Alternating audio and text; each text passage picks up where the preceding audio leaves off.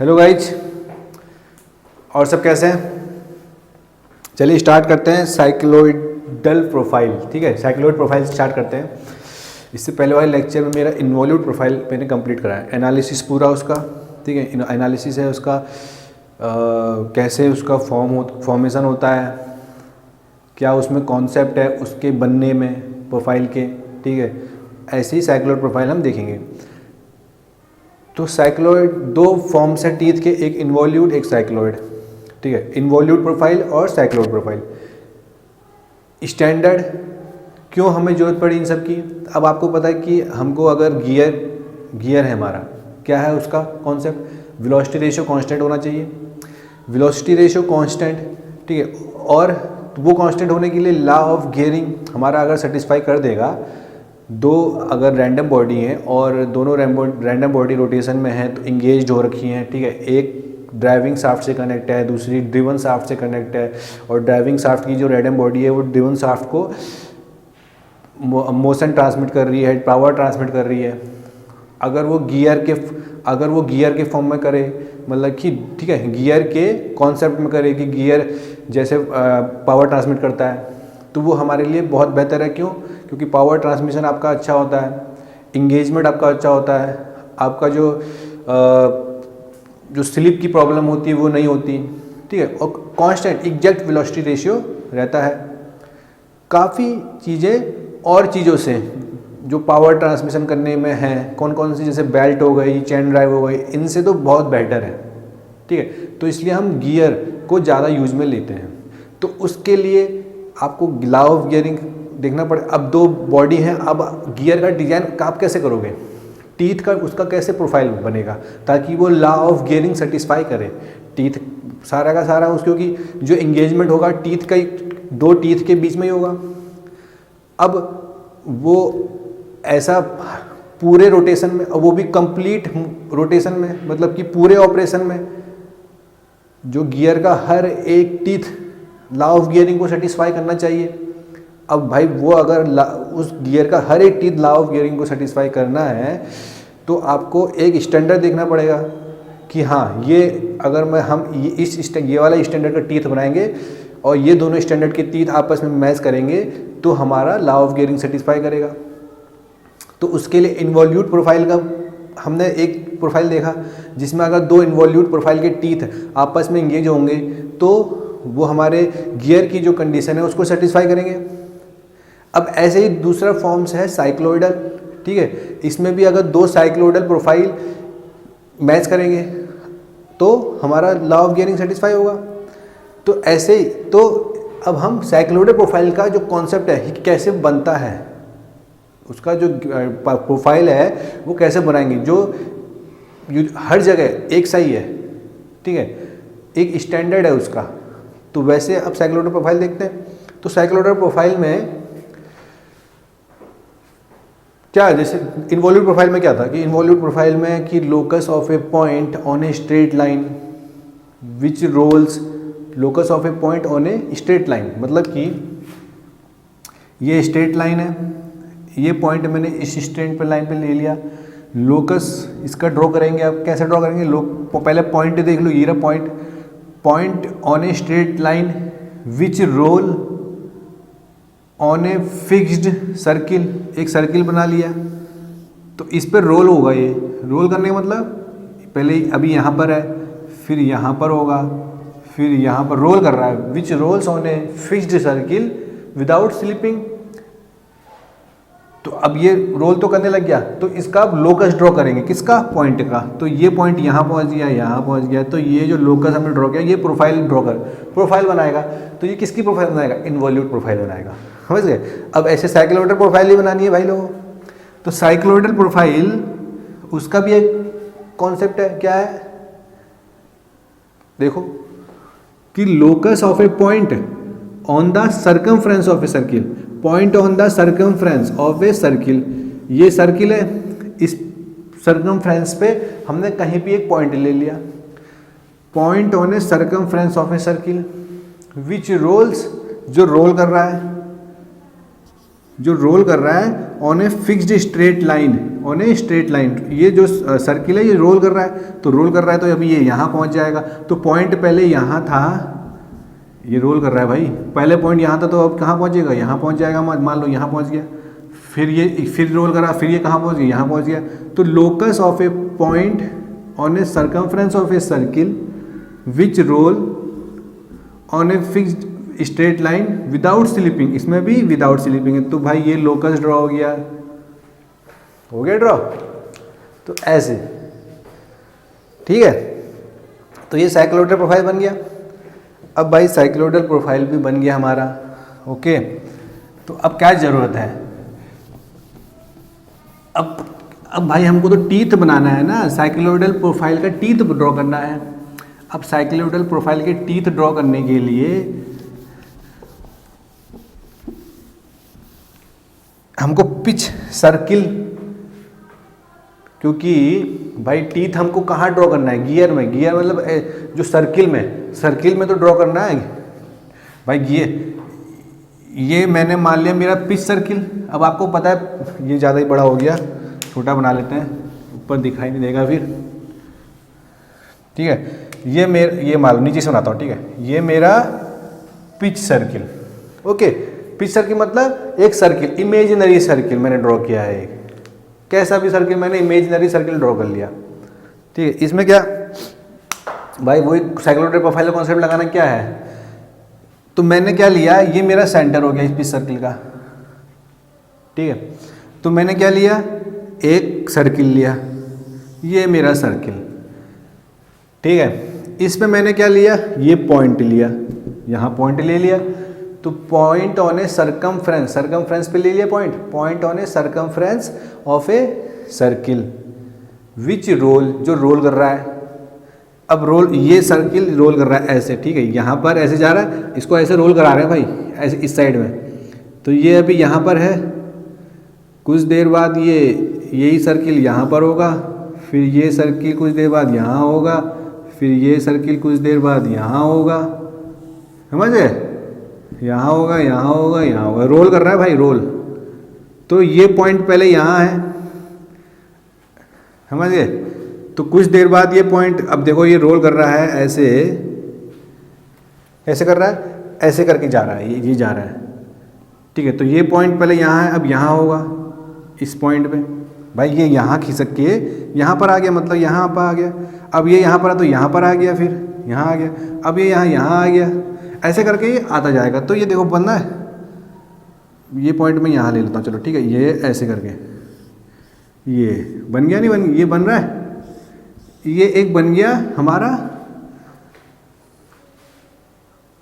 Cycloid profile का portion, नीचे वाला पिच सर्किल के नीचे, ठीक है। इसमें क्या था, point on the circumference of a circle which rolls, क्या रोल कर रहा है ये सर्किल, विच रोल्स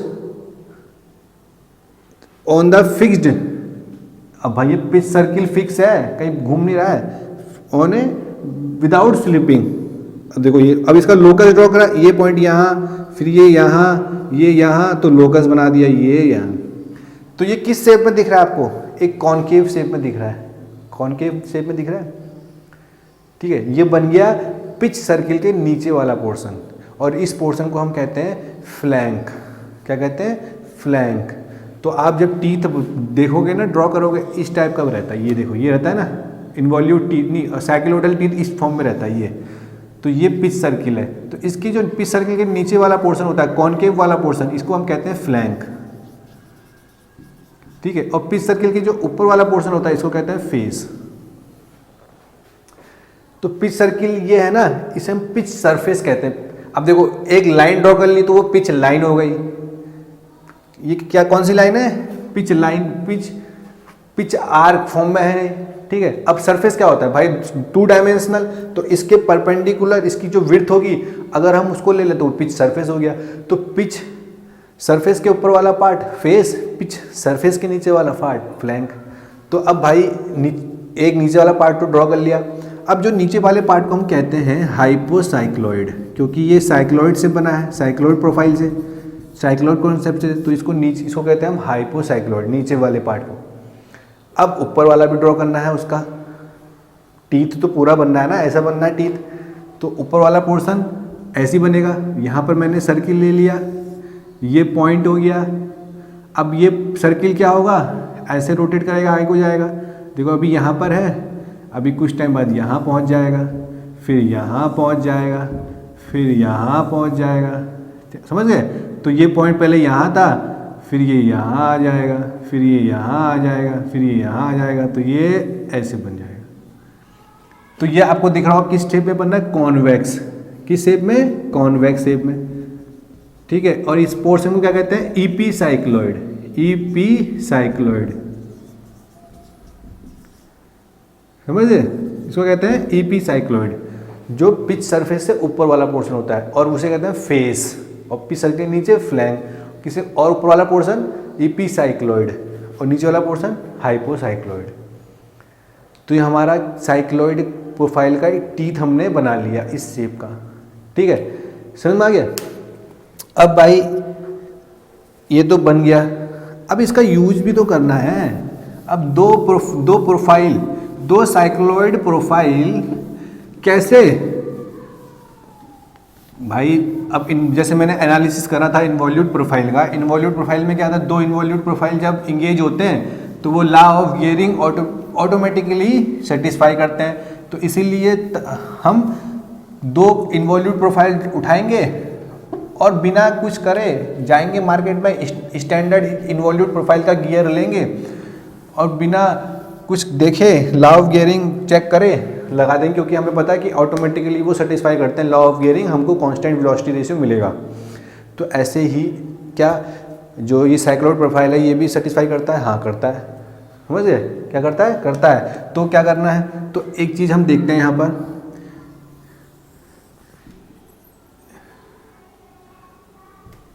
ये मैंने बनाया पिच सर्किल। ये मैंने क्या बनाया? Pitch circle. Pitch circle draw कर लिया मैंने। एक ऊपर वाले गियर का मान लिया मैंने ड्राइवर मान लिया, ये क्लॉकवाइज रोटेट कर रहा है। ठीक है। और एक नीचे वाले का बनाया मैंने पिच सर्किल। ठीक है, ये एंटी क्लॉकवाइज रोटेट कर रहा है। दोनों का पिच सर्किल मैंने बना लिया। अब आपको पता है कि पिच सर्किल से ही आपका टीथ ऊपर और नीचे बनेगा। तो पिच सर्किल के नीचे जो वाला पोर्शन रहता है वो फ्लैंक, जिसे हम इपीसाइक्लॉइड कहते हैं। तो बनाएं। ठीक है, ये देखो बना रहा हूँ, ये पिच सर्किल है। तो इसके नीचे वाला पोर्शन ये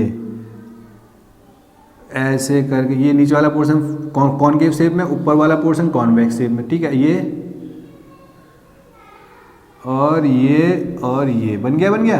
अब नीचे वाला पोर्शन, अब भाई ऊपर वाले का भी तो बनाने पड़ेंगे टीथ। तो इसके पिच सर्किल के नीचे वाला पोर्शन कॉन्वेक्स, समझ गए? ऐसे करके ये पिच सर्किल और ये। ठीक है। तो भाई ये तो इस वाले का हो गया टीथ, और ये वाला टीथ इसका हो गया। समझ गए? तो अब देखो यहाँ पर लॉ ऑफ गियरिंग सेटिस्फाई करेगा, यहाँ पर भी करेगा, साइक्लॉइड प्रोफाइल केस में भी करता है।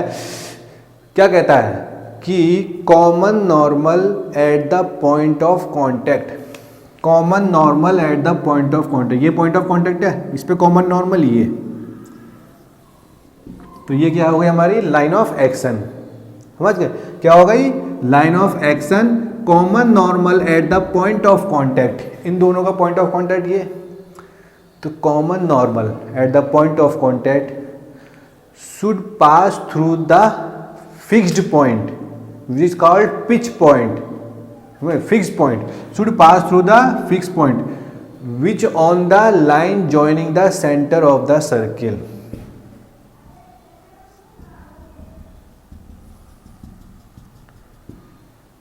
ये common normal at the point of contact pass through the fixed point which is on the line joining the center of the circle। समझ गए? हमेशा जो कॉमन नॉर्मल है, जो लाइन ऑफ एक्शन है, वो आपको हमेशा क्या करना चाहिए? जो दो सेंटर की जो लाइनिंग जॉइनिंग वाला है, इसके जो यहाँ पर फिक्स्ड पॉइंट है उसको हमेशा पास करना चाहिए। यहाँ पर पास कर रहा है और इसको हम पिच पॉइंट भी कहते हैं, ठीक है।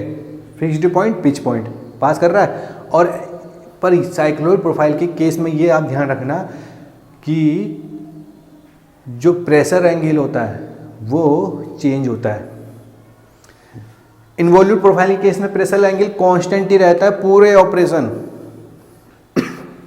मतलब कि at the start of engagement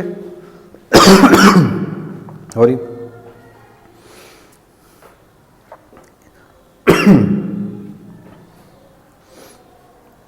engagement के स्टार्टिंग से लेके जब और एंड तक, at the start of engagement, at the pitch point and at the end of engagement, मतलब जब तक पहला वाला टीथ, एक टीथ पकड़ लो और वो पूरे ऑपरेशन में अपनी ओरिजिनल पोजीशन तक इंगेज रहता है, उसका जो प्रेशर एंगल है वो कांस्टेंट रहता है। इन्वॉल्यूट प्रोफाइल के केस में आपने देखा होगा कि प्रेशर एंगल कांस्टेंट रहता है at the start of engagement से लेके एंड ऑफ एंगेजमेंट तक, समझ गए। और इस केस में ऐसा नहीं होता। इसमें केस में क्या होता है कि एट द दो टीथ के कांटेक्ट में आने पर उन जो प्रेशर एंगल होता है एट द स्टार्टिंग वो मैक्सिमम रहता है, फिर धीरे धीरे डिक्रीज होता है, वही टीथ का धीरे धीरे डिक्रीज होता है और पिच पॉइंट पे आके जीरो हो जाता है। फिर पिच पॉइंट से द्वारा वही टूथ जब इंगेज होता है फिर एंड ऑफ इंगेजमेंट में फिर मैक्सिमम हो जाता है। जैसे यहाँ पर देखो, ये पिच पॉइंट है, ये पिच पॉइंट है, तो ये पिच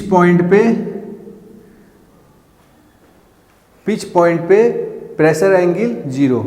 देखो लाइन ऑफ एक्शन यहाँ भाई ये है, अब लाइन ऑफ एक्शन ऐसे पास कर रही है तो यहाँ प्रेशर एंगल कहाँ बना, जीरो हो गया, प्रेशर एंगल जीरो हो गया।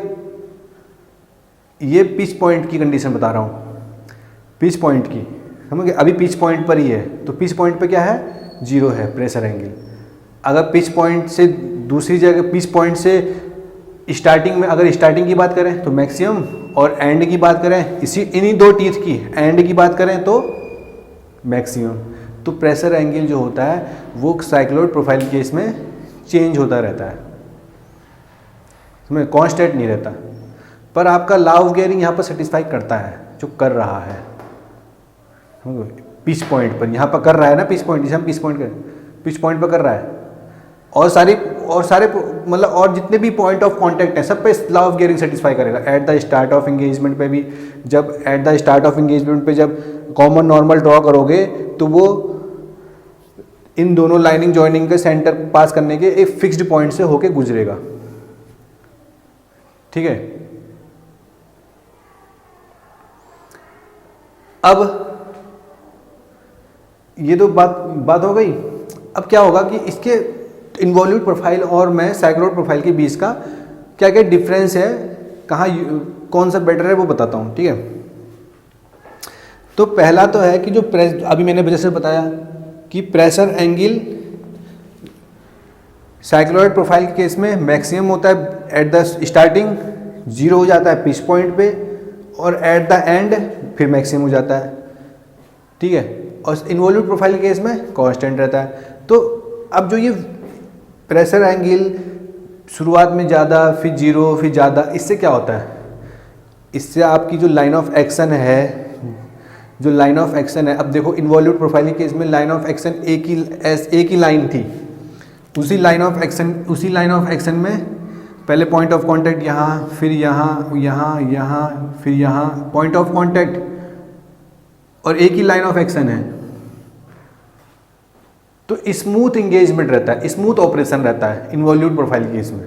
अब इसमें भाई लाइन ऑफ एक्शन आपका बार बार चेंज होगा क्योंकि प्रेशर एंगल चेंज हो रहा है बार बार, है नहीं, तो लाइन ऑफ एक्शन चेंज होगा, तो इस जो ऑपरेशन रहता है वो स्मूथ नहीं रहता, ठीक है, स्मूथ ऑपरेशन नहीं रहता। पर इन्वॉल्यूट के केस में स्मूथ रहता है। अब भाई अब इसमें भी इस साइक्लोइडल प्रोफाइल का जो मैन्युफैक्चरिंग है वो डिफ़िकल्ट है। कैसे? 2 कर्व आपको ड्रॉ करने पड़ने, इसमें एक हाइपोसाइक्लॉइड, टीथ को बनाने के लिए आपको 2 कर्व ड्रॉ करने पड़ेंगे, एक हाइपोसाइक्लॉइड एक एपीसाइक्लॉइड। अब एपीसाइक्लॉइड बनाने के लिए आपको दूसरा प्रोग्राम लगाना पड़ेगा, दूसरा कुछ ऑपरेशन देखना पड़ेगा। अब फिर इस हाइपोसाइक्लॉइड के लिए आपको दूसरा प्रोग्राम लगाना पड़ेगा, समझ गए? क्योंकि अलग अलग एक ही बार में ड्रॉ नहीं हो रहा ना, एक ही फॉर्म से। जैसे हम इन्वॉल्यूट प्रोफाइल में एक लाइन से लोकस लिया और इन्वॉल्यूट प्रोफाइल ड्रॉ कर लिया, एक ही बार में ड्रॉ हो रहा है। अब यहाँ पर 2-2 बार, तो मैन्युफैक्चरिंग थोड़ी डिफिकल्ट है इसकी साइक्लोइड प्रोफाइल की। अब इन्वॉल्यूट प्रोफाइल की तो है नहीं, समझ गए? और अब मैन्युफैक्चरिंग डिफिकल्टी की वजह से भाई कॉस्टली भी पड़ेगा। अब आपको पता है कि भाई अलग अलग प्रोग्राम तो कॉस्टली पड़ेगा ही।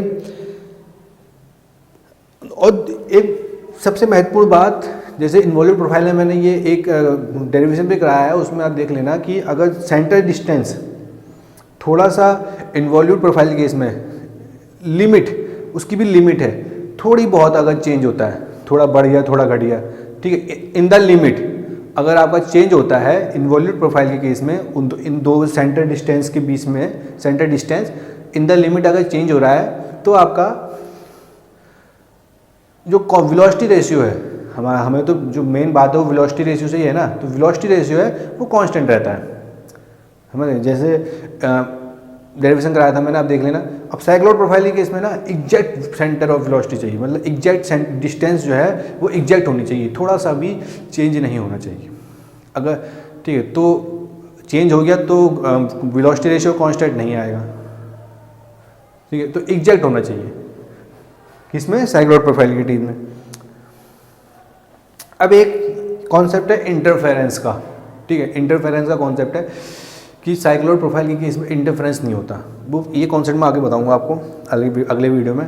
इंटरफेरेंस नहीं होता, इन्वॉल्यूट प्रोफाइल के केस में इंटरफेरेंस होता है, ठीक है। इसका कॉन्सेप्ट इंटरफेरेंस का मेरा वीडियो देख लेना, आगे बताऊंगा पूरा सही से, ठीक है। और एक ये है कि इसका जो नीचे वाला पोर्शन है साइक्लोइड प्रोफाइल का, फ्लैंक, ठीक है। अब ये जो यहाँ पोर्शन है ये भी कनेक्ट होगा ना ऐसे करके, ये गियर से कनेक्ट होगा ना टीथ, तो इसका जो ये वाला पोर्शन है ये क्या होता है कि ज़्यादा चौड़ा होता है, तो ज़्यादा चौड़े होने की वजह से मजबूत रहता है, क्योंकि भाई ये कॉनकेव शेप में आ गया ना, तो कॉनकेव शेप में तो ये पूरा थोड़ा चौड़ा ज़्यादा है। पर अब इन्वॉल्यूट का शेप देखोगे, उसमें इन्वॉल्यूट में तो पूरा कॉन्वेक्स रहता है ना, ऐसे टीथ उसका ऐसे करके, ठीक है। तो उसका जो टीथ का वो फ्लैंक होता है वो थोड़ा कम होता है, ठीक है। उसका जो फ्लैंक जो जहाँ से वो पकड़ होती है ये है कम रहता है। तो इन कंपैरिजन टू आप बात करोगे साइक्लोइड प्रोफाइल के उससे, तो थोड़ी मजबूती कम रहती है। और ये है कि ये कॉन्सेप्ट इंटरफेरेंस से रिलेटेड है कि जब ना इसी से देखो, जब ये वाला टीथ इसका फेस वाला पोर्शन इसके फ्लैंक वाले पोर्शन से, नीचे वाले के पोर्शन से टच होगा तो वियर कम होता है, क्योंकि जब कॉनकेव शेप आपको देख रहा होगा, ये मान लो ये कॉनकेव शेप है, ये कॉनकेव शेप है, ठीक है, और ये कॉन्वेक्स शेप है, ये वाला ये कॉन्वेक्स शेप, ये कॉन्वेक्स शेप है, ये कॉन्वेक्स शेप है। तो क्या हुआ, जब ये कॉन्केव शेप कॉन्वेक्स शेप से टच होता है ना, तो वियर कम होता है, ठीक है, क्योंकि एक ही आर्क में है ना वो। जब एक ही सेम आर्क है, देख मान लो कि ये कॉनकेव शेप हो गया, ये कॉन्वेक्स शेप हो गया, तो ये जब दोनों एक ही आर्क के हैं तो वियर कम होता है।